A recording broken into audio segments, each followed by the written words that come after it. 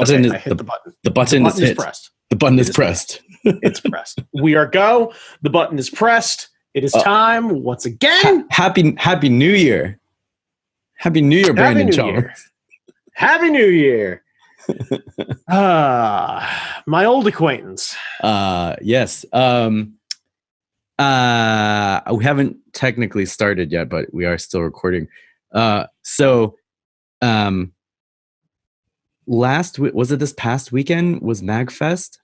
This past weekend was MagFest. And it was like the first time in a good many years that you and I have not gone to MagFest. Yeah. Did that feel weird to you at all? Or was it? Is this part of the episode or is this just you vamping? Are you trying to get B-roll? No, I mean, this will be in the episode. Oh, okay. All right. Right on. So we're started. To answer your question, yeah, honestly, going to any one of these shows has been a weird experience for me. Yeah. Like it's been fun because I haven't had the same responsibilities that I used to, and like being able to just go and enjoy the show.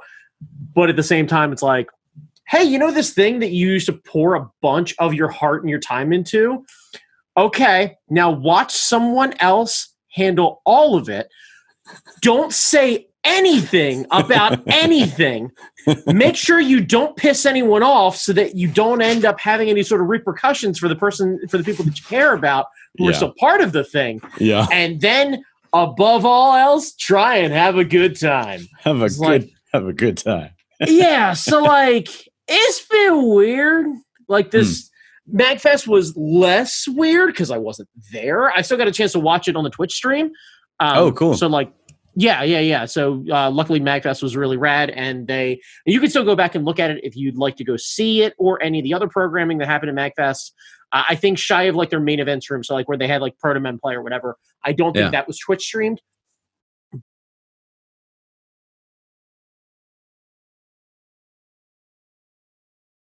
I had no idea. I should have just left that on in the background while I was working on shit. That sounds awesome. Yeah. So like that was pretty cool. To my understanding, they are still up. I genuinely don't know. I haven't checked, but it was nice being able to see everything in real time. So even though I couldn't physically be there, I did get a chance to see all the matches. I think of all the cons that we've done in the past, I think MagFest is like one of your favorites, just because it's like you get what you get and you don't get upset. Like there's no pretense. You got your game rooms, you play your video games. It's all good. You get your music, you get your game rooms. Like it doesn't pretend to be something that it's not. And I appreciate that. Yeah. That's really nice. They're jam rooms. You can pick up a Strat and just like rock out with your friends and shit.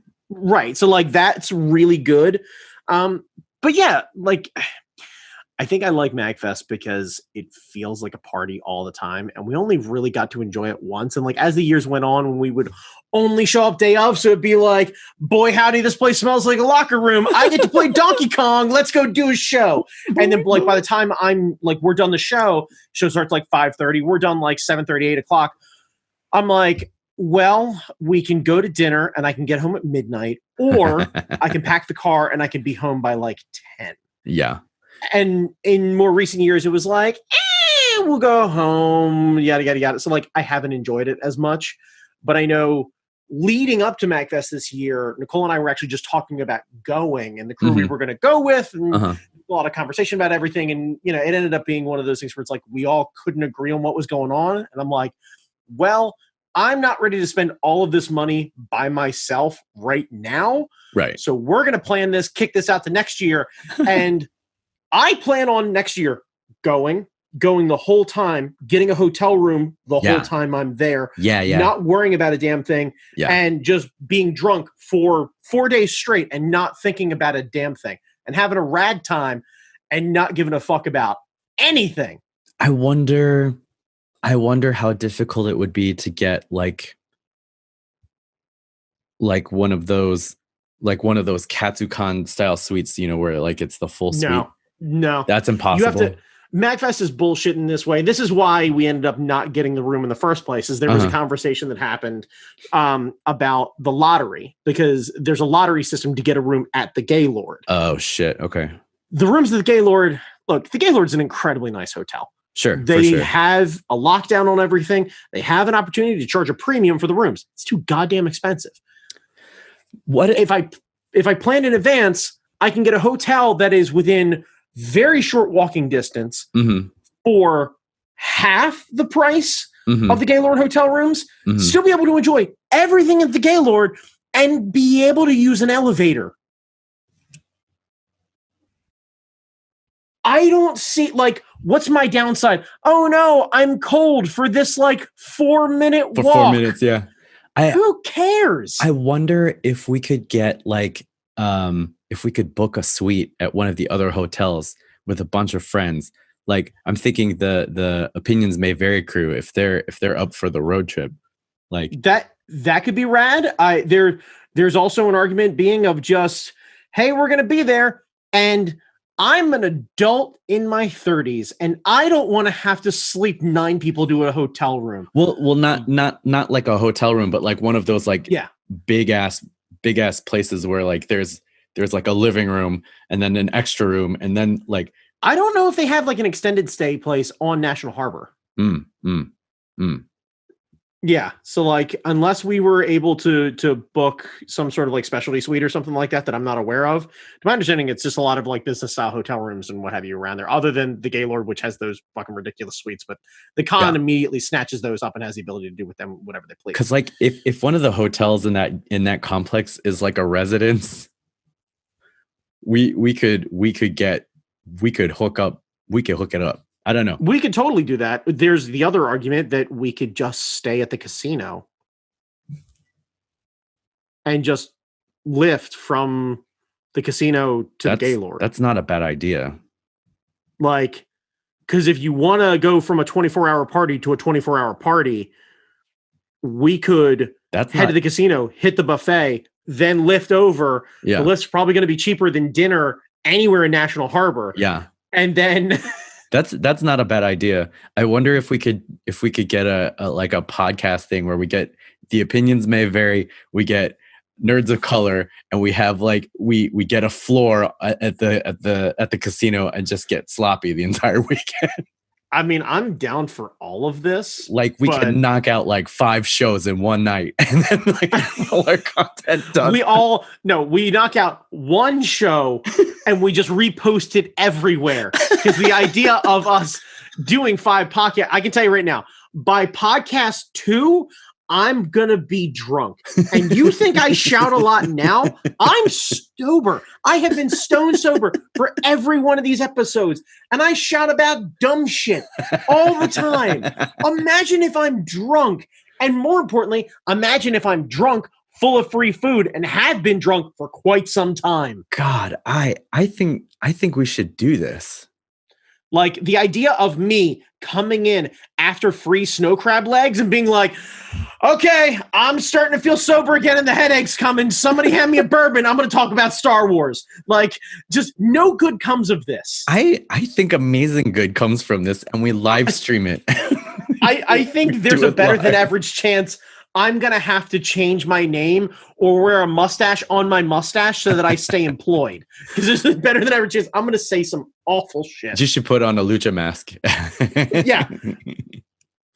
How do you say the opinion in Spanish? Because that's going to be my fucking wrestling name. But I think of all the shows in the area that we're not doing because we're not actively on the circuit yet. And it depends on like how things go with Draw right now.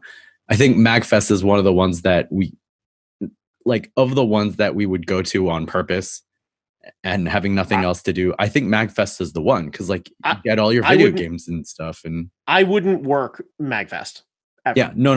No, that is strictly a party thing. The only thing that bothers me about MagFest really at this point now is that it's so goddamn close to New Year's and Christmas. Yeah. Yeah. Like, it's a fucking expensive month in December anyway. And then to add a 4-day party on top of that, my liver can't handle that, Jamie. Like, well, you just I killed half a handle of bourbon on fucking New Year's. I cannot do. I cannot do 4 days of that. Brandon, that sounds like the whinings of a quitter. Are you a quitter, Brandon? No, everyone else is, because I brought that bottle to share and no one else fucking touched it. Bunch of fucking White Claw drinkers going on, and no one else shared my bourbon. See and that I had tequila shots on. No, sorry, vodka shots on top of that, because I'm trying to be a social butterfly, and I'm like, these are new friends, and I want to make new friends, so I'm gonna go hang out and do the vodka shots because they made them special. And I'm like, thanks, friends. Okay, now I'm gonna chase my vodka with bourbon because that's what I do.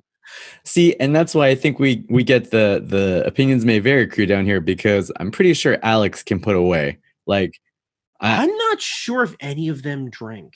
I don't know. I thought I remember, if memory serves, I thought I remember Alex being sober. Oh.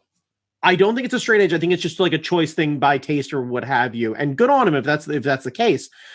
And for the record, anyone else, you choose not to drink for whatever reason, absolutely good on you. No pressure from me. I don't drink. I don't drink. It's just right. You drink on occasion, but very rarely and very little. Yeah, but someone in that crew must drink something. I think I remember Alice and Victoria both drinking. Ah, there we go. Right. Yeah, because there definitely won't be anything bad happening if I'm partying with the two of them. There's definitely not anything bad that would happen. And they're cosplayers, so it'll be great. Yeah. Yeah. Guys, here's what we're going to do. Skip PAX. PAX sucks. Yeah, no. Go to MagFest. Go to MagFest. I think we should get on the horn with them after this cast. That's this like that's my statement. I've been to both. PAX is fucking lame. Yeah. MagFest is rad. Yeah. MagFest is awesome. PAX was only cool because we got to hang out with them.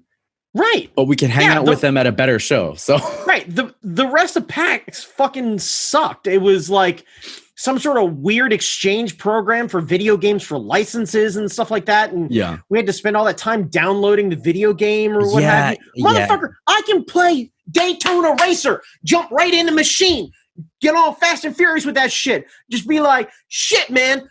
I'm Dom, you're Brian, let's go, and just fucking rowing gears all day damn long. Like, we can play DDR for as long as we want. We just make a circle. Yeah. We can do a Sweet 16 tournament playing fucking pinball on the same machine and not pay a damn dime. Yeah, and not have to wait in like really ridiculous fucking lines like at PAX. Fuck lines. Yeah. And then when we're done with that, then we can jump onto all the other open machines or all the other things, or just play video games in the hotel room because everybody's got goddamn machines there. Then we can go play music. Then we can go watch rad fuck bands and go see that. Oh, I know you're not the biggest fucking Party Man show, but did you see the goddamn laser light show they put on? No, but that sounds amazing. Fucking like Laser Floyd going on at that main events room in MagFest, and it's rad. I remember there was a jam room that MagFest hosted at one of the anime cons that we went to in DC. Yeah. And I had a blast, like just grabbing a guitar, getting on the microphone, being an asshole, and like jamming around. That was a lot of fun. And point. I miss that. I think it'd be great. Yeah, that is a must do for us. Yeah. All right. Well, we solved a new year. Yeah, that's what we're doing. So next year, strap in. Fucking Do It Cast is gonna be on the premises. Yeah. Yeah, much like the Muppets Take Manhattan, it's the Fuckets Take MagFest is what's going to happen.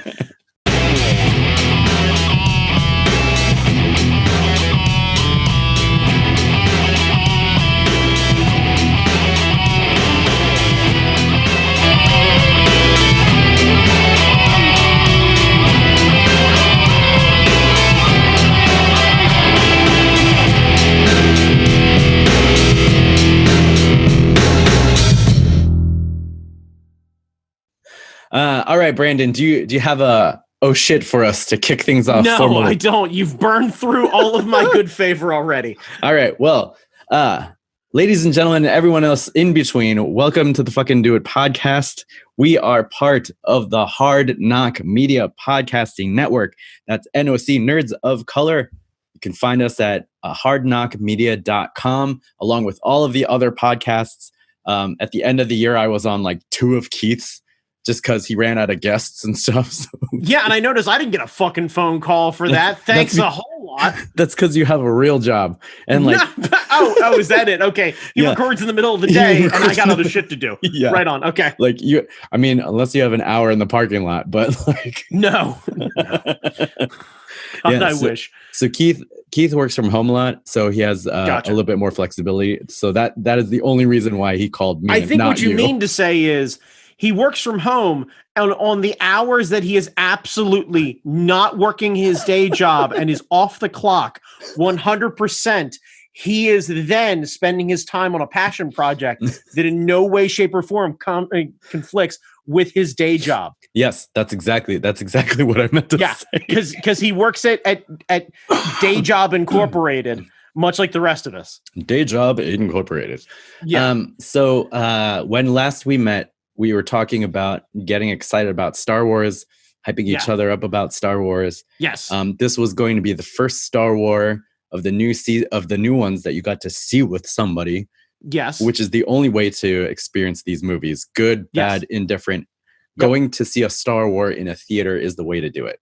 Like, yes. I binged through all of the movies before leading up to it, and it was okay, but it was tough. It's not the same as like if you have a group of people with you and like you're shouting and stuff. So we are going to spend the time doing a movie review. Oh shit. Okay. We're gonna shit sandwich it. We're gonna talk about. We're gonna do it in 3 parts. So part 1, initial impressions. Part 2, things we did not like, and part 3, things we did like, because we want to end on the positive. All right. So spoilers. I'm sure all the nerds who listen to us have already seen it. I ended up seeing it twice. I took my parents to see it, which is pretty cool because like they took me and my brother out of school when The Last Jedi came out. So you took them out of work to go see it? Yeah, I took them out of work to go see it, and it was kind of cool. It was a full theater during the day, so that was pretty impressive. Good for them. All right, so Brandon, initial impressions overall. How did you enjoy this film? The experience with your lady friend in the theater with nerds. Enjoyed the company. Enjoyed the film. I think that's about it. Yeah. Not a like game changer, not anything else like that. I've got some things to nitpick, but all in all, I'm happy. Yeah. So we went to the Senator. I've never been to the Senator. Yeah. It's a pretty rad place. Like, yes, I want to figure out how to do stuff with them. I don't know how, but I think it would be fun to like do movie stuff and I don't know, nerdy shit. To my understanding, it's like an email and a check is essentially how that works. Well, I need to make more money then. Fuck it. No, we might be able to solve it with like an email and a handshake, but I don't think we do the numbers to do anything other than that. No, yeah. We would need to get in some of our network muscle. It's like, hey, Keith. Yeah. So we walked around ahead of time. We tried to get some man on the street interviews. Apparently Keith lost all of those on his recorder, but we were handing out toys and stuff like that. So we were pretty excited about the movie. We ate at the restaurant that's right next to the theater. They had like Star Wars themed stuff. Like there was a BB-8 float. It was a boozy float. I forgot what the booze was, but you got like 2 giant lumps of ice cream in the middle of it. And nice. So Audrey got that. So she was well prepared for a long movie. Gotcha. Okay. And the theater is great. The experience was great. The audience, they laughed, they cried, they yelled at the screen. They were into it. Like they were into it. Like, and so coming off of that high, I was like, oh, I don't know. Cause the movie goes so fast. It's like a fire hydrant of Star Wars right in your fucking face. Yeah. But only for like the first 10 fucking minutes. Yeah. And then the rest of it is a regular paced, regular ass movie. Yeah. But like I was overwhelmed. I was so caught up in the moment. You probably didn't listen to the Hard Knock Life review that me and Keith did. But like I was divided. I was like, I love this cast so much. I love this cast. I love hanging out with them. I'm sad I don't get to see them anymore. There are parts that I didn't like about the movie. There are parts that I did like about the movie. So I was mixed. And then I took my parents to see it, and the things that I liked, I really liked, and the things that I hated, I really hated. So it was like an uneven thing for me. But I love this cast so much that I'm sad because this experience has been reportedly really terrible for all the actors. Like Boyega does not want to come back. Daisy Ridley does not want to come back. Oscar Isaacs has essentially said "fuck you" to Disney. Like they've had the worst time. Kelly Marie Tran, we know what happened. So like, we're not going to get this cast back again, and it makes me sad that this was their last outing. Like, you know, Yeah. But I don't know. I don't know how else you could have done it. Like everybody wants to armchair quarterback. And it's like, oh, you should have done this. You should have done that. But it was never going to be. It was never going to be what everyone wanted it to be. So okay. So a couple things so that you understand my movie going experience. We went to the AMC in Owings Mills. Owings Mills. Thinking that it was going to be nice, big, cushy seating because it was reserved seating. It was not. What? They were super tight seats. They were bolt upright. They were real thin. The movie going experience itself was real shit. Oh, now, that's disappointing. Let's start breaking into the game film here, because let's start off first. The fucking scroll. Was that written? Was that like? Was that a 6th grade like reading comprehension project? Because the second I saw in all caps, "The dead live," and I was like, "What the fuck?" And then they use it in, I swear that font's larger than usual, because I felt like that entrance was a little fucking thin. Yeah, so they're spacing it out so it looks more. I don't think so. Like, respectfully to IMAX, and bear in mind, I'm not sure I actually watched it on an IMAX. I know I paid the fucking IMAX price, but I'm pretty sure I didn't see it on an IMAX. I got a fucking 75-inch TV that I sit pretty close to. I ain't sluggish about my fucking TV size. And those letters felt real goddamn big. Yeah. It didn't get any better on the second viewing. Like, no, I bet it fucking didn't. And then they proceed to recreate, in what I can only describe as a fever dream 5-year-old explanation, the jump scene from, what was it, Thor Ragnarok? Yeah. Where Yeah, where like Thor and Groot and Rocket jump from like weird scene to weird scene because we got planets and we did a lot of storyboarding and we're going to fucking show you all of our work. Oh, yeah. Because everyone's real proud of it. We're going to introduce some squid dude who they never really... It's like, thanks, Squid, not Squidward. We couldn't do this without you. Big hug, disappear, die, show up maybe later for like a high five. Why weren't you Rose? Why weren't you Rose? What the fuck was that? Like, and then the other dude that they actually get the fucking like codes from or whatever it was, where it's is there anything we can do for you? And in the most 80s, in the most fucking 80s words, just win the war. Like, fuck you fucking one-dimensional. Jesus Christ. I was so fucking happy when I saw that dude's decapitated head sitting on a fucking table. I was like, thank Christ. Finally. Finally, like somebody went behind and went, we have to cut this scene. And they were like, hang on a second, I have a better idea. And it wasn't, but it was a fucking close second and I'll take it. But like... Oh yeah, and the movie, the movie. Could you have not taken that whole jump scene in the beginning, added a paragraph's worth of text? We find our heroes being chased by the First Order, landing at the Rebel base. Yeah, boom! It's a paragraph at the end, and now Falcon's coming into the scene. Falcon's on fire. All of them are fighting. We don't get weird Sluggo guy, and we don't get that ham-fisted fucking line. And we could have cut anyone else's fucking head off. Anyone's. You didn't like the lights, the hyperspace skipping? That was pretty cool. No, you didn't like that. No, I liked it initially when it was done in fucking Ragnarok. When it was done with funnier fucking people. Yeah. And when you have the Guardians crew doing this bit, and it was a long, drawn-out bit then that I thought went a little too long, and then recreated it with a less funny cast, adding in, it would be like, honestly, like if they added to the Thor Ragnarok thing, somewhere in that scene where you find out the Groot's got a buddy who you never see before, who hangs in, walks up and went, "Hey guys," and they're like, "Hey Fast Eddie, how's it going?" And he's like, "Doing swell, just hanging out here, getting my face stretched," and then fucking disappears. You're like, what the fuck is with Fast Eddie? Why does he look like a slug? What the fuck is happening right now? Yeah, maybe the slug was their collective fever dream and he didn't actually exist. I'm not sure. Here's the thing. I wasn't sure he existed, but you just confirmed it. So it definitely was fucking real.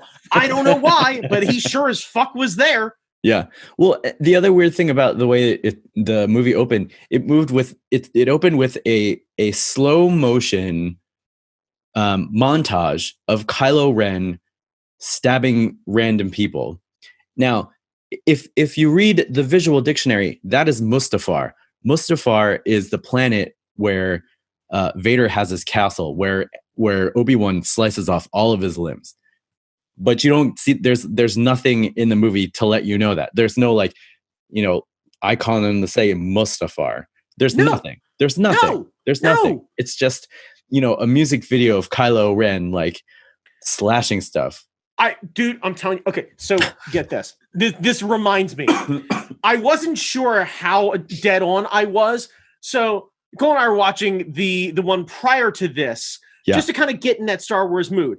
And they have that big fight scene in Snoke's big den or whatever it is. The iPhone commercial. I make the joke that you could literally turn the volume down, turn up Papa Roach's Last Resort, and literally make it the best music video. And then I hop on YouTube and I type in Star Wars Last Resort, and then I realize that it came out when the prequels came out and everyone else had already done this. So I get to watch Anakin fucking lose his limbs to Last Resort. And then I get to realize that the rest of the goddamn Papa Roach catalog is set to the fight scene on Naboo with fucking Qui-Gon, Obi-Wan, and Darth Maul. So, right. Yeah. Oh my God. I'm going to record an album that's just time to all the fight scenes. Just nothing but, dude, you got to remember, like, I come from that weird gap generation in between where we watch Dragon Ball movies set to Drowning Pool albums. Like, this is just AMVs are great. AMVs are great. And this movie is totally AMVable. Hell yeah. But there was someone who grabbed footage and did like, "I need a hero" to like Ben Solo running to save Rey and stuff. Yeah, of course they did. Jesus Christ, we're gonna get to that fucking shit. Anyway, like, so then some other things happened that I can't fucking remember. Rey got a shoulder tap, and then Rose got a shoulder tap. Out of the movie. Yeah. Out of the movie. Out of the movie. Yeah. Out of the movie. Out of the movie. I got verbally beat up by Star Wars fans, and they got exactly what they wanted. So I'm gonna hang out here and guard the base. She literally dude, as a fat kid growing up, I get what it's like to be the friend who gets to guard the base. Yeah. That means that they don't think you can run in open ground. You got to prove that motherfucker's wrong. Rose need to steal a ship. Go blow some shit up. Just go hanging out. John Boyega's flirting with random hot chick who's hanging out in fucking space on the side of the wing. Rose needs to come by, be like, "Who's this bitch looking at my man?" and fucking buzz that deck. Like, make no mistake, she had so much opportunity. They spent all this time building up this friendship and this relationship and this strong fucking female lead. And then they piss it away by letting her fucking sit back and man the goddamn computer. Yeah. And it's come out afterwards that like, oh, well, they wanted to give her more time with Leia because it was going to be really important. And I'm like, that's fine. It's not in the movie. Fuck you. Right. Where is that? It's and nowhere. Why wouldn't Leia be like, "Hey, we got Sluggo here. Go fucking into space and go do some shit." Yeah. Rose is an engineer. When you're taking a broke-ass Millennium Falcon with you on a mission, you need an engineer. Like, could she not have fucking third seated in the Falcon? Of course. Could it not have been fucking Chewie, Carl Weathers, and Rose? Like, we couldn't have had her hanging out with the two? Yeah. Like, that pissed me off the first time I saw it. That infuriated me the second time I saw it. I was just like, I know she's out, but they need to make it up to her somehow. Like, she needs a Disney Plus series or whatever. But like, whatever she does next, I'm buying opening night tickets and telling all my friends to go see it because yes, yeah. Fuck, man. Yeah. Anyway, yeah. Okay, so what was the next thing? That was the thing that pissed me off a lot. So there were three major things I forgot. Oh, Rey as a Palpatine. I hated that. I fucking hated that. And I hated it because, like, so you watch the original and you watch the very first Star Wars movie. Obi-Wan tells Luke that the Force is a living force that binds everyone together. Mm-hmm. Jedi are special just because they can tap into this, but the implication is that anyone can do it. And in the first movie, Luke is just some dopey farm kid, like, you know, some dirt bag high school kid who's not very special. He's down on his luck. You know, he has bigger aspirations to go and do the thing. But he's stuck at home taking care of the farm. Yeah, I get the thinly veiled Superman allegory. Like, I understand that. And then he gets thrust into this crazy thing, and and the implication, at least from the first movie, is that anyone can be the hero in the story. You just have to step up to the plate. Except, and then you find out he's a legacy, and that's like, okay, that's okay, right? Of course, and this is the part that really fucks me up in this sense, because Empire is like one of, if not my favorite movie, and I know I'm not alone in this. Oh sure, but it's the one that sets up the big plot point. Yeah, and it's the one that, like, it motherfucks all the other movies. Yeah, it does. Yeah, because you're locked into like, this now. Right? It's like, I'm your father. It's like, motherfucker, really? This kid, and then all of this, and then the whole thing, and then it explains the Space Wizard, and like, there's some reasoning behind it, but then you realize that, like, oh, okay, you're royalty. We're gonna tell a story about royalty, and then we spend a bunch of other movies talking about fucking royalty. Yeah, and initially you thought it was like a rebellion, but no, it's the rich kid who has like all the like he's slumming it with the rebels, but he is fucking royalty. Like, he's special. He's special. He's super special. Fucking hang on a second. His sister's a princess. Can I do a quick pitch here? Yeah. Disney Plus series. Yeah. Right. Yeah. Set before the prequels. Yeah. Okay. So they're on Coruscant, like years before whatever it is. A guy, right? Down on his luck, old Jedi. Can't move the way he used to. Definitely understands what's going on. He's called the Scout.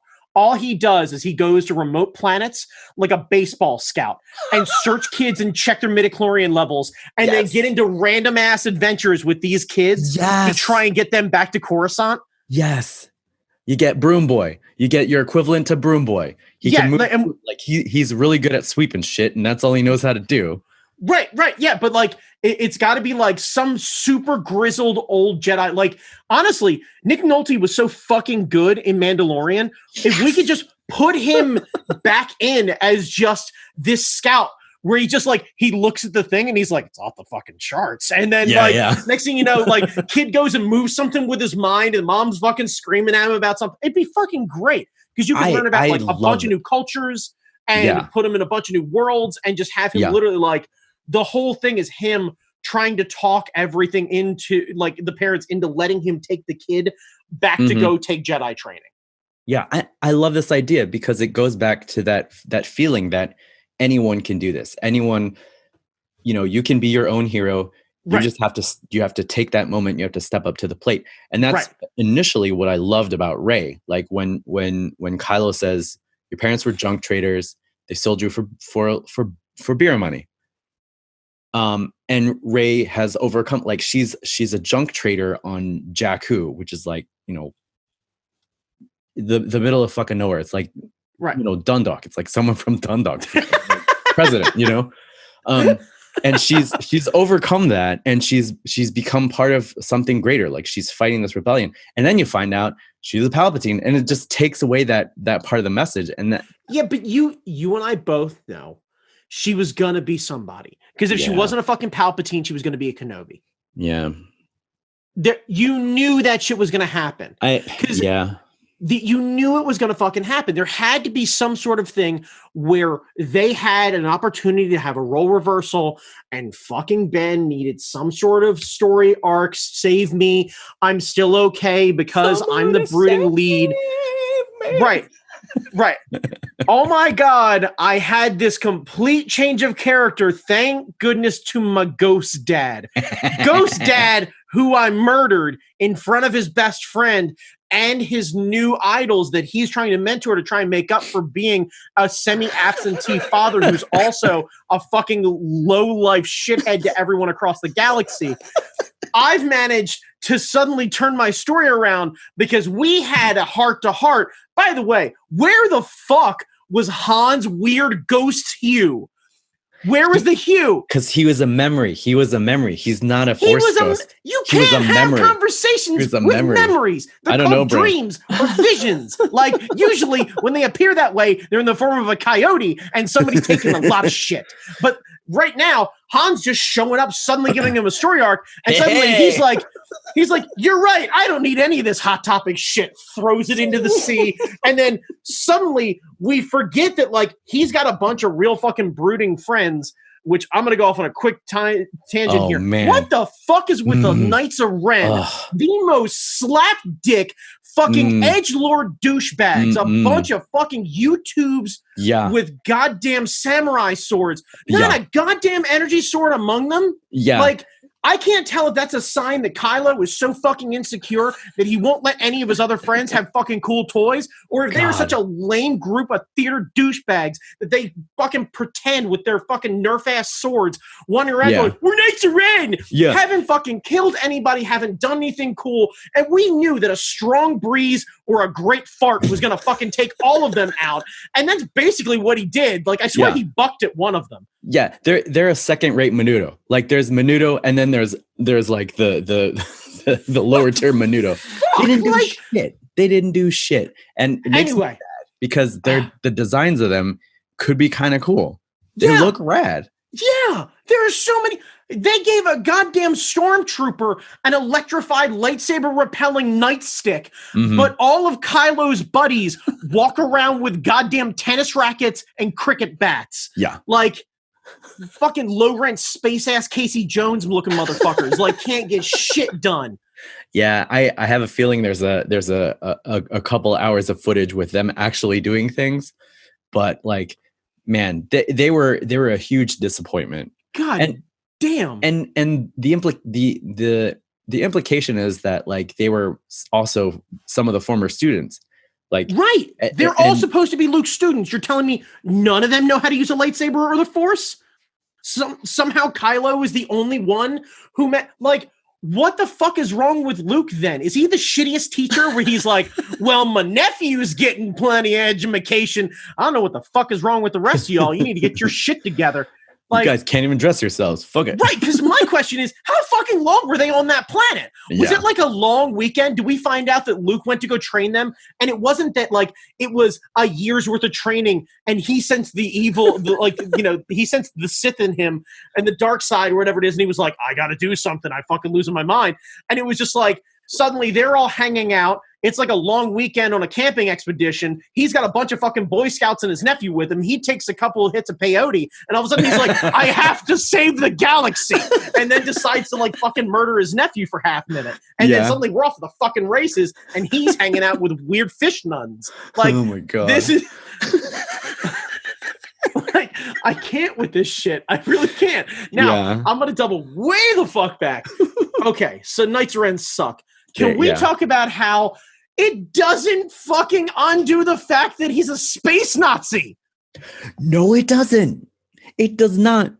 And it does not. Listen, it does not. You 4chan low-key racist motherfuckers. If you suddenly decide to help a box turtle across the street, it does not mean that your racist ass isn't a piece of shit. Like, genuinely. And like, it's the same. It's the same.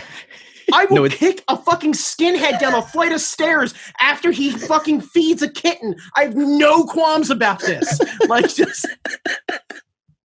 And it's the same thing. Like, right after Anakin murders an entire village. Yes! Padme says, oh, he gonna get some. Yeah, right. Yeah, I murdered them. The women, the children, the younglings, the men, they all had to die. And she was like, I'm gonna get me some of that real young Jedi dick. I'm gonna wrap my face around all of that. Right. Why? Yeah. And fucking low-key, not so low-key pedophile, fucking Padme. And that's why I'm glad Kylo Ren died, because there needed to be consequences for him being a super space Nazi. But there weren't. He got the girl. He got the kiss. He got the redemption. He had his fucking outfit change. And he got the Force Ghost death. Fuck all of that. All that proves is that being a fucking douchebag white guy with a laser sword means you get the rad ending. It's everything that every shitty white guy wants. I got to die being a badass, avenging the girl, and suddenly I still didn't win. Yeah. It's an incel's wet dream. God, fuck that shit. With like a oversized sweater. Like, genuinely, the only thing that would have made me feel better about that is before he fucking kisses Rey, fucking Chewbacca runs in with the biggest fucking dildo and just murks him right in the back of the head, just spatter all across Rey's face. You never see the end. That's just the last scene is just slow-mo of just the blood spatter, and then the Wookiee roar, him drop the giant dick and then walk away. And that's the end of the movie.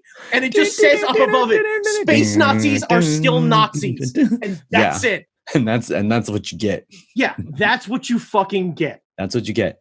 Chewie fucking because Chewie, by the way, doesn't get to redeem his best friend. No, he doesn't.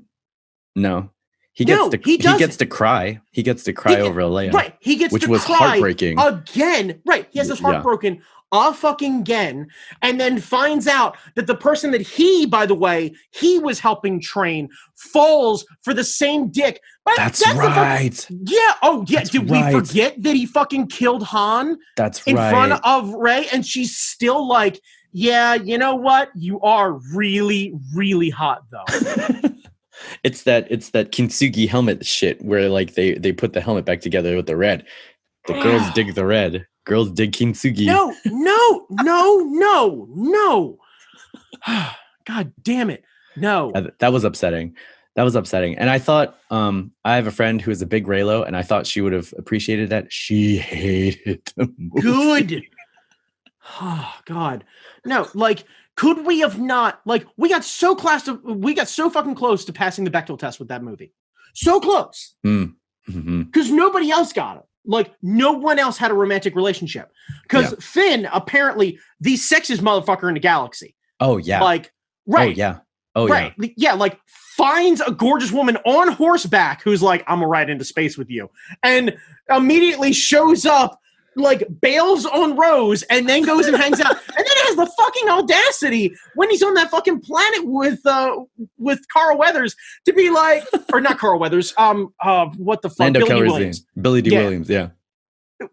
When he's hanging out with Lando, to then be like, oh, Rey, there's something I've been meaning to tell you. So that means he's in love with Rey. He's definitely getting crushed hard on by Rose, and he got the eyes for random girl number 3 who he blows up a spaceship with. And still, he lands, and we double back to find out whether or not fucking Poe is going to make out with that luchador. And then still doesn't. And then we miss the opportunity of him looking back at Finn and going, huh? And he could have been like, yeah. See, and that's the other thing that really made me mad, because like JJ wanted it to happen, Oscar Isaacs wanted it to happen, and like you could tell as they were filming, they wanted it to happen, but the Disney overlords say, no, we'll get you can have this background kiss between two women, but Finn and Poe cannot make out with each other, even though they are acting like they should be making out with each other, even though we create these other characters to give each of them a case of the not gays, but we know that they need to be making out with each other. Like, why not? What, like, give me something. If I'm supposed to be okay, randomly enough, with Walt Disney's company, I'm supposed to be okay with the Nazi getting the redemption. That I'm just not getting the that kiss at the end. I'm not getting any implication. I'm not getting a wink and a nod. I can't get a strong high five and an ass slap. Like, where's a good game? Like, could we have not had it where, like,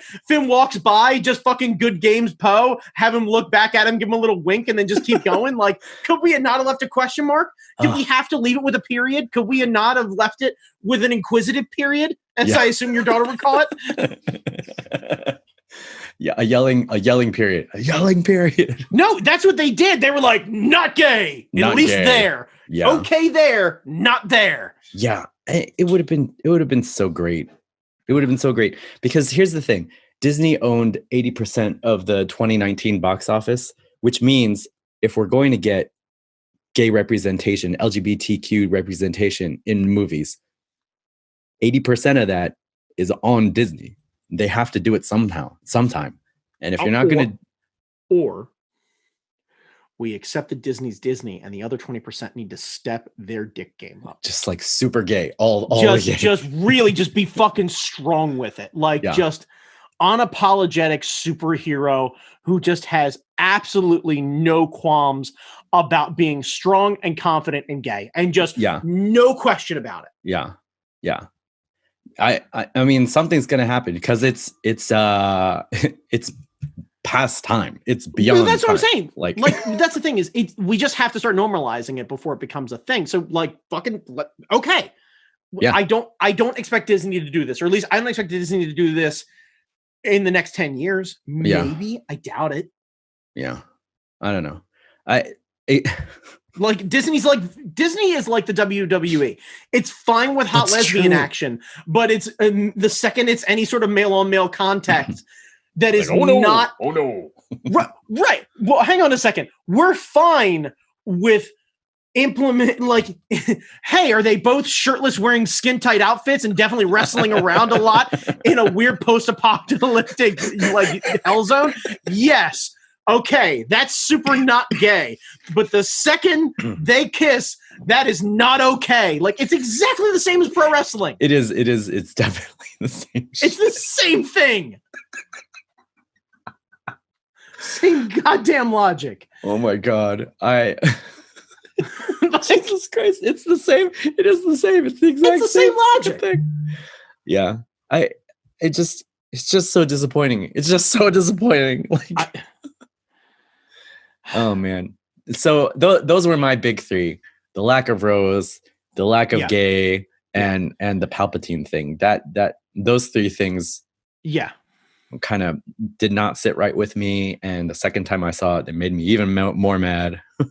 Even though I love hanging out with the cast, but like it was a hell of a lot of fun, and I enjoyed the thing all in all. But man, oh, and then Rey's Moana moment where she's on the skiff and she's going past like on the water and stuff. And Audrey turns to me and is like, she's going to find the Wayfinder.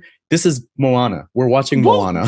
Face Moana. Is it not enough that they stole from a Marvel property? Why won't they actually just steal from a Disney property? Yeah. Like, seriously, I bet if we go back and watch that, half of that goddamn movie are just callbacks to other fucking Disney properties. Yeah, for sure.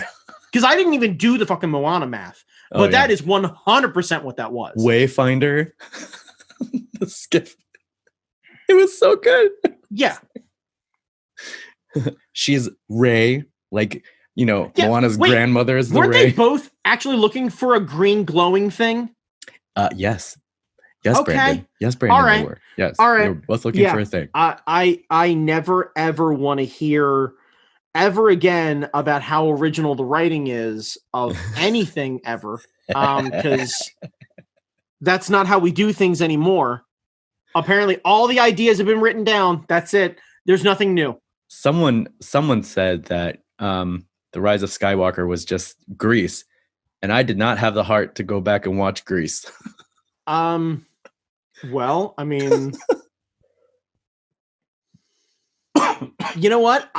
Let's put it this way. I'm willing to set it up on 2 TVs and hit play at the same time. I'm willing to do that. Honestly, if only just to turn the volume down for Star Wars and the volume up for Grease, just to find out where the musical numbers land in the thing. Tell me more. Tell me more. He's like murdering people. Genuinely, if they're riding through that canyon or whatever it is, like to You're the One That I Want, I am here for all of that. Like just right, just. Oh, I've been watching some of the Clone Wars stuff and Rebels and stuff on Disney Plus just to learn more about the Darksaber. Mm-hmm. Stormtroopers hella be flying. Yeah, like they have been flying. So like that whole part was like, they fly now? They've been flying since the Clone Wars. Where were you? Not alive. Remember? Oh, that's true. Oh yeah. And imagine. Now, I don't know. This may come as a surprise to you because you have read U.S. textbooks, but in the Nazis, they do a lot of revisionist history. So the idea of that, see, that's, yeah, I know. Fully explained. Yeah, no, that's. Oh, so here's other shit that was not in the movie, but might seem important. The stormtrooper who sits down with Lando and he asks, like, where are you from? I don't know. Well, let's find out then. That's Lando's daughter. Oh, really? Yeah, because he tried to start a family. His kid was stolen, like, very close to birth. So he just kind of fucked off and stayed on, like, Party Planet. Okay. But that's not anywhere in the movie at all. Okay, so what you're saying is we have an opportunity for Donald Glover to play Lando again, and we get a redemption series, and that means we need to find, like, because if Donald Glover can play himself as younger, and then we just put a little bit of salt and pepper in that hair, and then let him play himself later on, trying to find his daughter, but like it always being at arm's reach, and then smash cut to the end of that movie where he's like walking with her, and they're riding on the Falcon and him coming to grips with everything. And we get like, God, why is it the only fucking comparison I have is fucking with Little Miss Sunshine, that trash ass movie. God, everyone is a fucking monster in that movie. I hate that goddamn movie, except Greg Kinneary's delightful. But what the fuck? There has to be a better comparison movie of like a dad coming to grips with the long lost kid and the two of them going on some sort of adventure together. Logan, you know what? Fuck it. If we can do that, because honestly, if we did, you know what you could do? You could do a follow-up movie where it's like he realizes who she is. She doesn't realize it just yet. He's trying to piece everything together. Mm-hmm. They go to try and find her past history, and they come across everyone else who had a bounty on the Falcon. Yeah. And they have to basically pay up for both Lando's spotty past and Han's spotty past. Mm-hmm. Because they have to basically fill them in on the idea that, like, look, Solo's dead, and somebody else going, my debt's with the Falcon, not with Solo. Yeah, I like this. I think it would be a great Disney Plus series, which means they're not going to do it. But I like this. I like this a lot. Yeah, because if we could have, like, Chewie and the fucking Calrissians like hanging out doing space adventures, I'm good with that. That's gonna get a lot more subscribers, man. I'm good. Well, no, it won't, because if I've learned anything about Star Wars fans, the second anyone of color ends up getting involved in anything, nobody gives a shit. Like, I think there's a reason why they waited so long to take off the Mandalorian's helmet, because once everybody realized that he wasn't generic white boy, they were gonna fucking cancel those subscriptions anyway. Like, let's be honest. Yeah, that's true. Yeah, oh, but he's so good. He's so good. And Gina Carano. Yeah. God, goodness. Yes, Gina Carano. All right. So we've gone through our initial impressions, what we didn't like. Let us end on a positive note. What did we like about the Rise of the Skywalker? It was more Star Wars. It was more Star Wars. It was more Star Wars. I love all the moments where Rey is interacting with like a younger character or like a smaller character. Like she has that moment with that alien on that on that dance planet. Yeah. That was pretty cool. Yeah. I cannot fucking remember his name, but he's fucking great. The 3PO arc is goddamn adorable. They almost, I no pretending or anything else like that. Legit thought they killed Chewbacca and was fucking tearing in the goddamn theater. Like, because I could not with the idea of them being like, hey, so, because like I knew Leia was dying. So it was like, you cannot kill Han and Leia and Chewie. Like, I can't with that in one movie. Like, you cannot take my Chewbacca from me. That's not how any of this works. And I'd seen a trailer with Han sitting next to Lando, or Chewie sitting next to Lando, so I knew that was coming. But they still got me, like the way Rey screams and like the thing blow, like that fucking No, they totally got me. By the way, that's the reason why I don't watch fucking trailers. Because I got to experience that fucking legit. Yeah. That was tough. Yeah, that fucking literally for a good 20 minutes broke my goddamn heart. Yeah. Babu Freak was really cool. Babu's fucking awesome. I love goddamn Star Wars characters that only really have like 2 or 3 lines. Like that's why BB-8's fucking great. That's why BB-8. R2's great. That's why Chewbacca's great. That's why, what the fuck is it? The guy who was flying alongside Lando at the end of Jedi or whatever it is. Oh yeah. Yeah. He's fucking great. Yeah, like all these fucking Boba Fett didn't even have any lines really. Well, he had the one, but like he totally counts. Bosk just hissed, just fucking stood there looking like a badass lizard in a spacesuit and hissed. Fucking rad. So like. Yeah, really anyone who doesn't get touched with George Lucas's goddamn dialogue, I'm here for all of them. Yeah.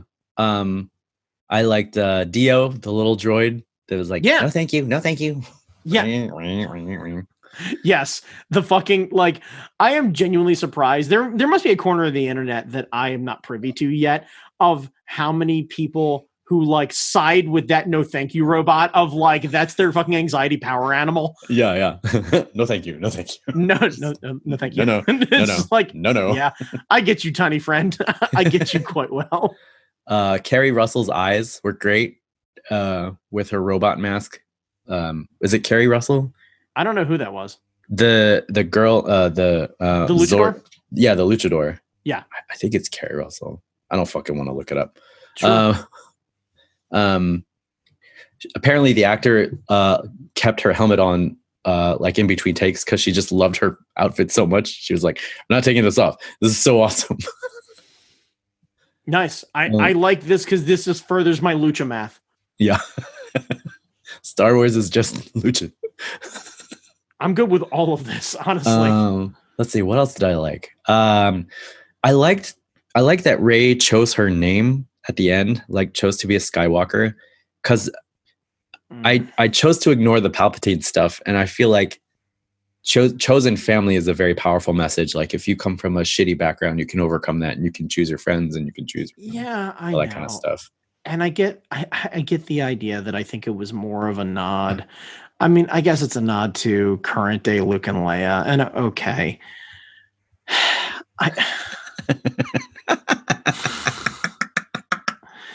Could she have not just said it's just Rey? I'm just and just Rey. Been a strong, independent character that doesn't necessarily need to cling on to somebody else's surname to feel important. And why is it all of a sudden important in Star Wars? Throughout the entire series, no one gives a shit about last names until this movie. And I agree with you. I think that would have been a lot stronger if she just said, I'm just Rey.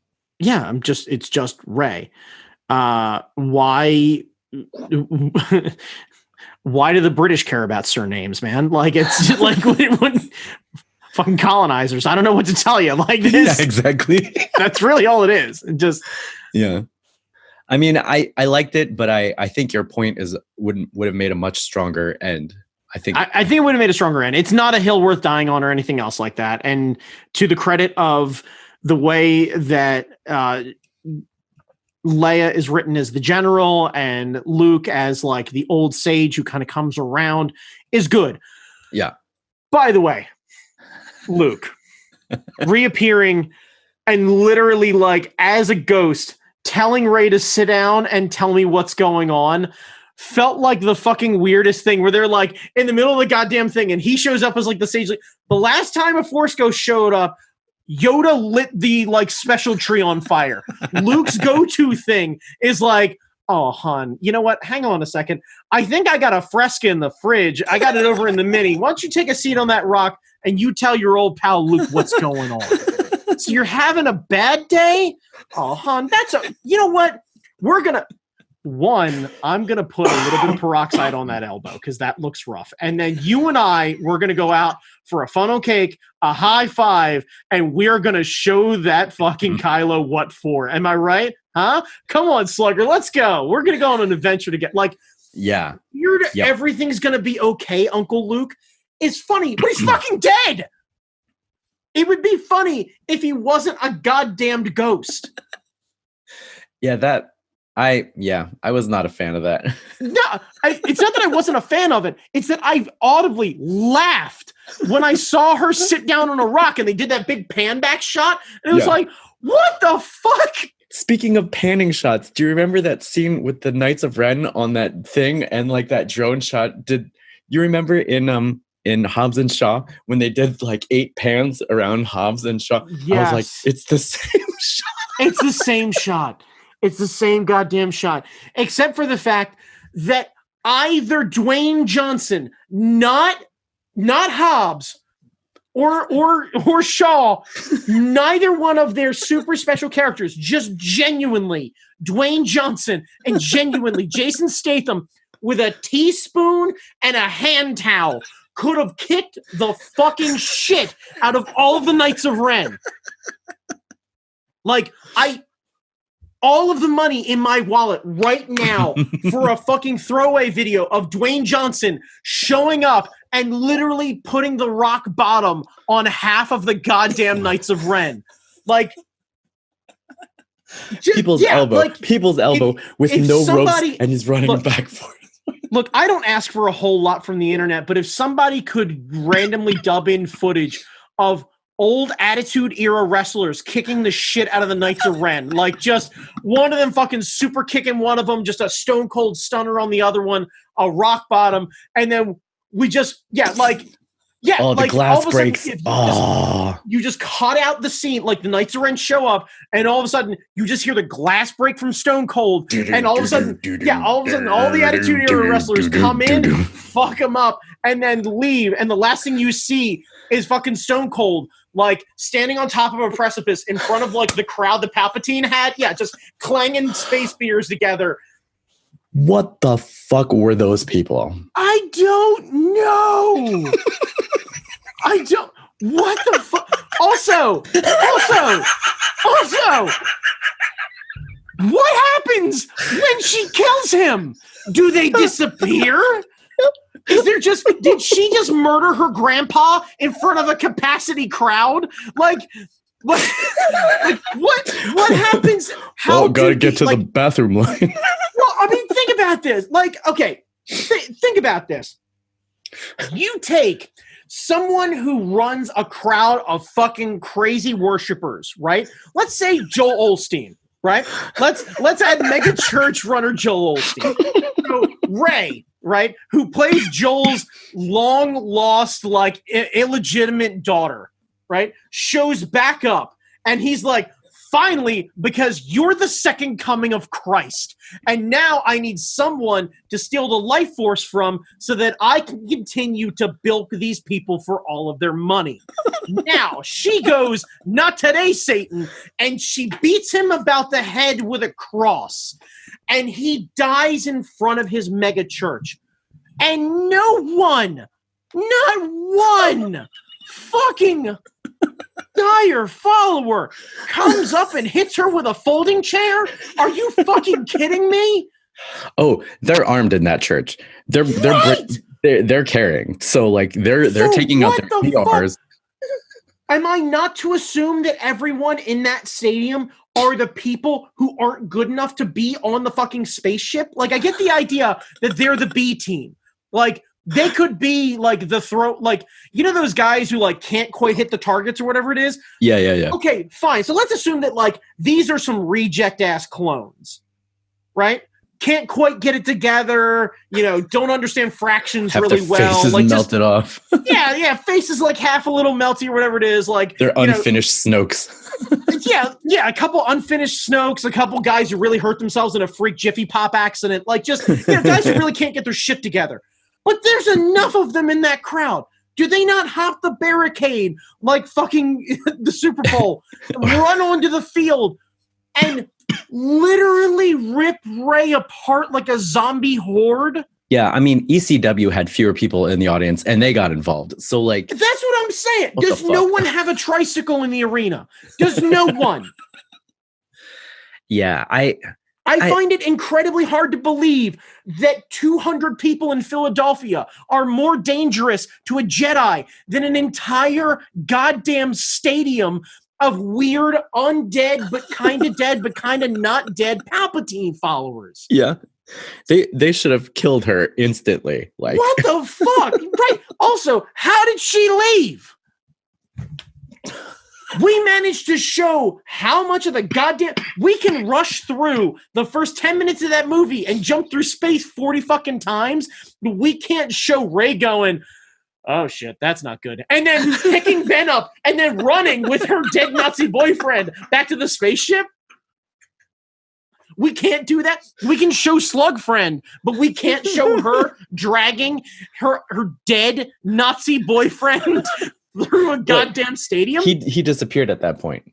Oh, that's right. That's Sorry. right. Can we not see her gather the laundry from her dead Nazi boyfriend?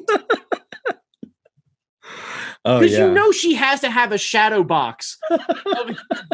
Like, there's no way around it. Just the fuck right. Right. She finally got the kiss. You know this is what she's been dreaming about the entire time. She absolutely has to smell those clothes, but right now is not the time because she has to run to the ship. She's definitely gathering laundry and then running like the end of like. Genuinely, that must have looked like the middle part of a Scooby-Doo episode where she's just running in between hallways with just the horde chasing after her and her just running with like way too much laundry. There should have been like a chase scene. Like, where is the chase scene? There should have been, because that's like a bajillion motherfuckers. Well, because here's the thing. Some of them get squashed, but like a bunch of them might not. So if Weird Win the War guy, our friend Sluggo, and that jump scene didn't hit the fucking edit floor, how did Rey getting chased by, I don't know, 20,000 undead Palpatine friends not make it into the movie? Yeah. Yeah. That's a whole bunch of motherfuckers. Yeah, how about you remind everyone that there's an army without a leader and there's going to be some sort of power vacuum, and that's where you end up jumping off with the next fucking Star Wars movie because someone has to maintain that sort of thing. Is it weirdly Kylo Ren's super weird Force ghost who's moonlighting as some sort of weird Sith leader? Is Palpatine not dead somehow again? Does fucking Darth Maul show up? Does, like, what is it? What is it? Yeah. Is there another Skywalker that we don't know about who, like, we find out that Luke has an illegitimate son that he had with somebody else? Like, Solo's got a sister that we've never heard about that Luke definitely fucked, and there's definitely another Skywalker out there. So then she goes to claim back the name of Skywalker from Rey. Yeah.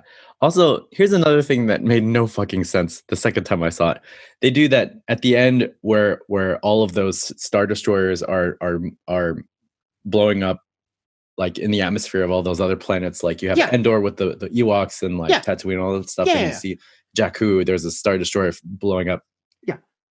We just saw them take out the command ship so that the Last Order ships can't leave Exegol. So where the fuck did all of those other Star Destroyers come from that are blowing up in the atmosphere? I don't know. Why do all of the other ships immediately blow? You know what that is? Do you know what that fucking is? Do you remember way back when we were talking about, what the fuck was it? It was the one, that weird fucking movie with John Travolta and Forrest Whitaker and Barry Pepper about the Scientology? Battlefield Earth. Battlefield Earth, yeah. So that was actually, remember, that was the end scene that was supposed to be in the book where you take out the main one and then all of the other planets die. Yeah.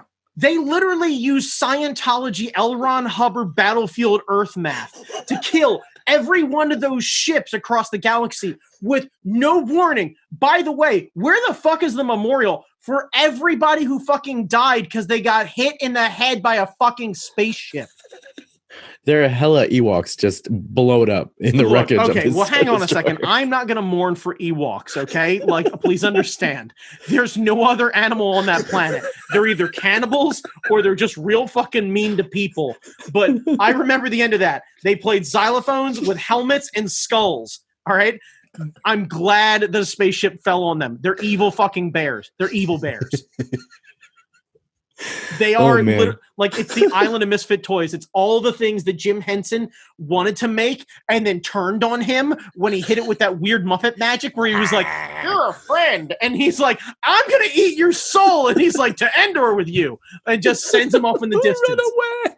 Yeah. Like, I'm convinced. Like, that's where Sweetums comes from. He comes from Endor. Like, he's the only rehabilitated Ewok. He survived the transformation. Honestly, he's the only one that's full grown. I'm convinced that all the Ewoks are actually children. Yeah. God. So now they blow up the Last Order, but the First Order is still around. Well, yeah, but, you know, Jamie, if we've learned anything, that once you beat the Nazis, they're just gone. They just disappear. They never come back. Sure. They never rise again. They never elect a new leader. They never elect a shadow leader in a new planet. That's not anything that they would ever do. They never invade Twitter and right. Yeah. No. So, well, I mean, in space, there's no Twitter, so thank God for that. But just, I get the idea of, like, once you beat the Nazis, no more Nazis. Am I right? Huh? Yeah. Don't watch The Mandalorian because they're totally gone. They're very, very, very much gone. All the Nazis are gone. They're all gone. They're all gone. That's how Nazis work. They're all gone. Leave. Thanks, Ray. Glad you got to kiss your boyfriend. Oh God. Oh goodness. God. How are those? Okay. How do Force Ghost pants smell?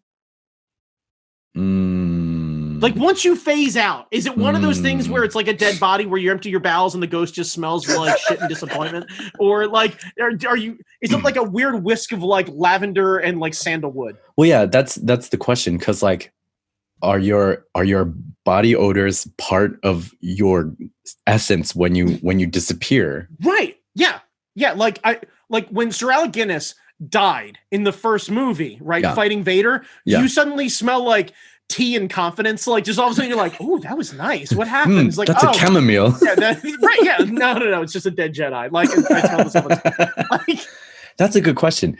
And we would need somebody to go on set, pick up the thing, and then, like, you know, do a scientific exploration of, like, is this a sweat spot or did the sweat spot disappear? And, like, right. Yeah. I need a CSI team. And honestly, what we've just stumbled upon is a great marketing campaign for a fragrance company.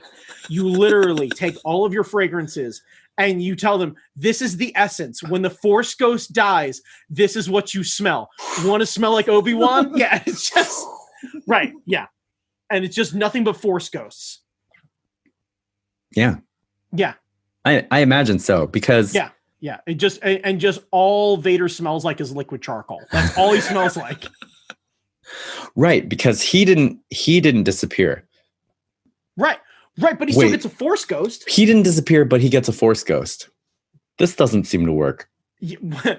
Jamie, are you about to question the logic of Star Wars Force Ghosts of all the things that you and I are going to fucking pick apart today? That's the one we're going to land on. That's the one we're going to... All of the things. All of the space Nazis, all of the silliness that's happening, all of the Rose not getting proper fucking justice, and we're going to go in about how they run fast and loose with Force Ghost logic. Also, why is it Hayden Christensen and not old Vader Force Ghost? Why? Because you get to choose your Force Ghost? Like maybe that's it. Maybe like Alec Guinness. Right? Yeah, like maybe Guinness young Obi-Wan. Right. Well, this is the question: is like, will anyone recognize me as young Obi-Wan? Because like, imagine if like Ewan McGregor is just standing there as a Force ghost, and they're like, "Who the fuck's that guy?" And they're like, "That's Obi-Wan." Obi-Wan was old. Well, then how would Luke recognize Hayden Christensen? Because the only time he saw his father was when he was frying with the helmet off with like all these lines and cracks in his face.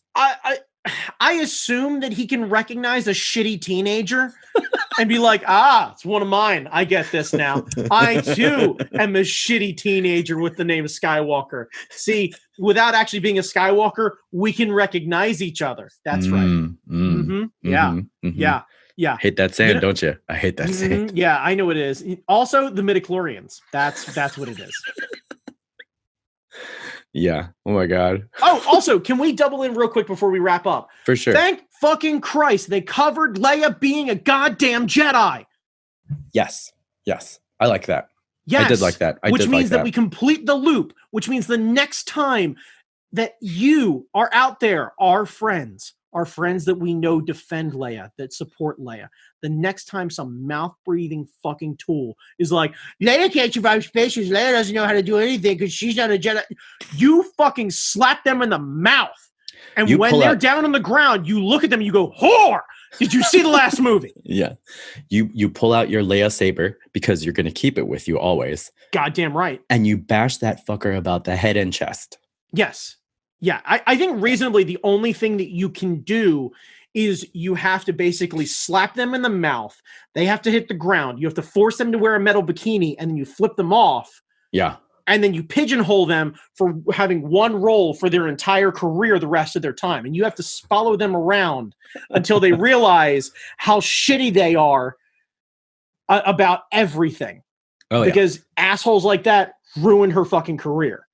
And the neat thing about that scene is Carrie Fisher's daughter played young Leia. Yeah, I know. So they did the face swap on her, but like she did all that stuff. That was pretty cool. Yeah. And she was also rad in the movie too. Yeah, she was in the movie too. Like there are so many, like the performances were great. Like I love the cast. I want to see more of them. But man. But man. I will enjoy this more than the prequels, for sure. But it's only because of the performances. Like, the story is just as dumb. I think all of the stories are dumb. That's true. Like, reasonably. That's true. If you did a full explanation, like if I told you, hey, you get a Star Wars opening scrolls worth of text to explain each movie plot. Oh, God. Is one of them a standout of like, this is real fucking good? Yeah, I mean, it really is like those old serials, like George Lucas grew up on, like those old sci-fi serials, like those week to week dumbass Flash Gordon bullshits. Yep. Except it's been elevated to this level that's unreasonable, and like it's hard for people to just enjoy it. Like I know I'm complaining about it, but I had fun. I enjoyed it. I don't regret going to the theater twice and taking my parents. They're getting my money when it comes out on video or at home or whatever it is. Yeah. So like, I've got no problem buying it. I'm here to support all of it. I want to see more of it, but yeah. Yeah. And I'm going to go see whatever other movies that are going to come out. Yep. You know, because we just saw The Mandalorian and we know that it has the ability to be good and not involve a goddamn Skywalker. By the way, that is when I fucking cancel my Disney Plus subscription. When I find out that the fucking Mandalorian's a goddamn Skywalker, that's it. That is it. You know what? Fuck it. I'm going on record right now. If I find out that shit happens, I am going to empty my bank account with the sole purpose of punching George Lucas in the dick. That is what I'm going to do. Well, and the Mandalorian... Nothing more than an aggravated assault, and I'm just going to punch him right in the crotch, right in that front butt. I am going to fucking KO that front butt. Please know this. Yeah, I don't care if this puts me on a watch list or whatever it is, If I find out the Mandalorian's a goddamn Skywalker, I'm gonna punch George Lucas in the fucking dick. And I hope he takes his money, his weird Skywalker money, and pays them to do this to match my fucking quest. Yeah. Please know I can Google where Skywalker Ranch is, and please know I will punch you in the dick. You do this. Well, that's another great thing about the Mandalorian. He's a foundling, so he comes from nothing. For now. For now. For now. For now. For fucking For now. now. Yeah. For now. Yeah. But yeah, for I now. think weirdly, the parents in The Mandalorian and the parents of fucking Rey look probably similar. I seem to remember them being nondescript bearded white people, which, Jesus fucking Christ, couldn't we not? Like, God damn it. Yeah. Oh, man. I can't wait for season 2. Oh, so here's what I think. Yeah. I think we're going to get tiny Mandalorian armor. For Yoda? Yeah. I mean, I hope so. I think we're gonna get tiny Mandalorian armor. I don't think we are. I think we're gonna get battle pram.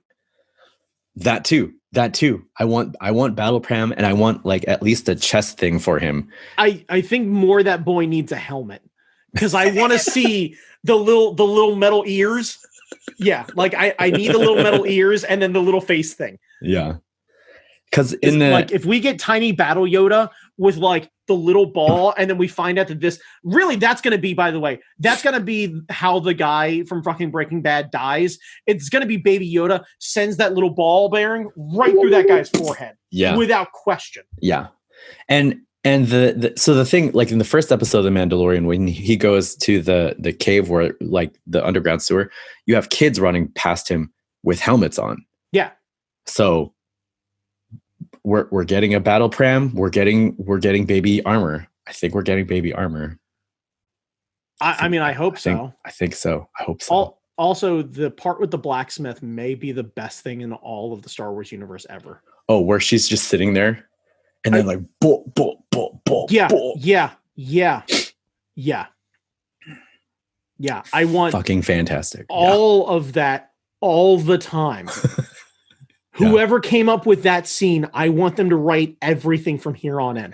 I don't need any more dialogue. I don't need any more space, this and that. I just want that person to write every interaction from this point forward. Yes. Yeah. Yeah. I want the same person who's like, okay, so a big hammer. And when they swing that hammer down on the ground, I don't want to see blood. I want to see helmet shards acting as blood. Yeah. That means you know how to work. It's that old Patton Oswalt bit of like weird G-rated filth is way more fucked up than actual filth. Sure, for sure. Right. Having them use the helmet spatter as blood is way more terrifying than just actual blood. And the sound that the impact makes. The greatest sound in a fight scene is hitting a meat mallet on a thick steak. That is the most satisfying noise. And I think she makes it. And I think she's going to be in season 2, which means Gina Carano, Armorer, and Carl Withers are going to be on that planet. I just want the 3 of them to hang out at a bar. I want all of them to go chase after him because they find out that weird dude's back and they have to go chase after him. And like we get into the second episode and all of a sudden they're all hanging out. Somehow they met. You know what we're going to find out, right? That the Space Forge is actually part of like a Mandalorian ship that lives under the city, and the whole city's going to fucking rise as a spaceship. Yeah. And they're going to go up to Mando and they're going to on your left. Right. Just show up. Right. Yeah. Because reasonably, if she says, I'm not going to leave here, there has to be a reason other than I built this rad ass fire. Mm-hmm. So I'm assuming it has to be a ship. Yeah. I like that. I saw Voltron. I understand the idea that a castle's a ship. So I'm here for all of this. Yeah. Yeah. And it's an extra large Slave 1. No, it has to be a completely original. Do not do that shit. Don't do that shit. Do not rely on the old.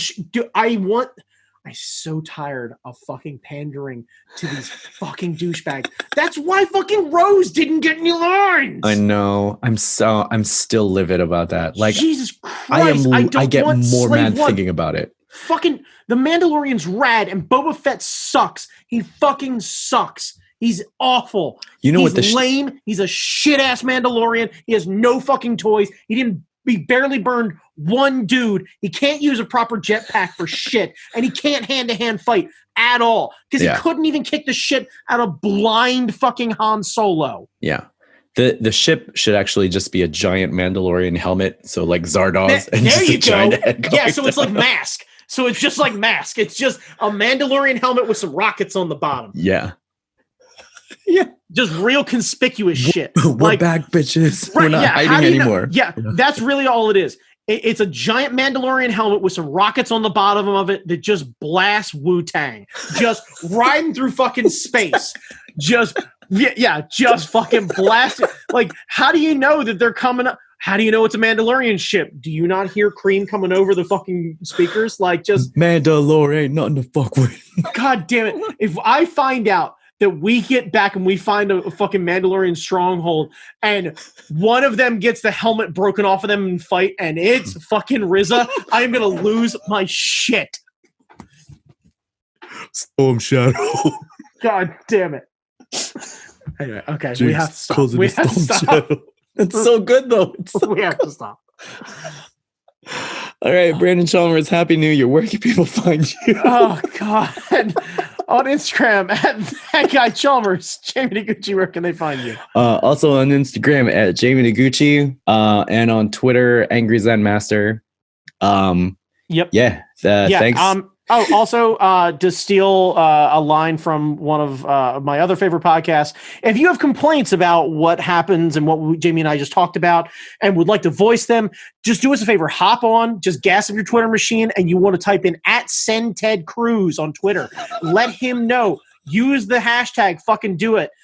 He'll be real confused. He probably has some very strong feelings about Star Wars, though, from taking a good look at him, because when that beard came in, I can spot him. I get it. That guy is a Star Wars purist, and that beard showed up the second fucking Finn showed up. Know that shit. Yeah. Not a goddamn coincidence. Please know. Fucking Ted Cruz, man. Yep. Anyway, Jamie Noguchi, fucking end this thing. Peace.